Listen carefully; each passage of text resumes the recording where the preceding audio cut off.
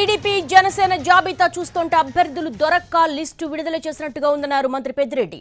YCP 150కి పైగా స్థానాలతో మరోసారి అధికారంలోకి వస్తుందని ధీమా వ్యక్తం చేశారు ఆయన. కుప్పంతో సహా రాయలసీమలో అన్ని సీట్లు గెలుచుకుంటామని చెప్పారు. ఎప్పటి నుంచో అభ్యర్థులంతా ప్రకటించి ఎన్నికల ప్రచారం కూడా మొదలు పెట్టడం జరిగింది. మరి పొత్తుల ప్రభావంతో వారు చంద్రబాబు నాయుడు కానీ పవన్ కళ్యాణ్ కానీ లేదా ఇంకా వదంతులు వస్తూ ఉన్నాయి, బీజేపీతో కూడా వాళ్ళకు పొత్తుందని మరి ఇంతవరకు ప్రకటించే ప్రసక్తి మనం చూడలేదు. ఈరోజు కొన్ని ప్రకటించారు.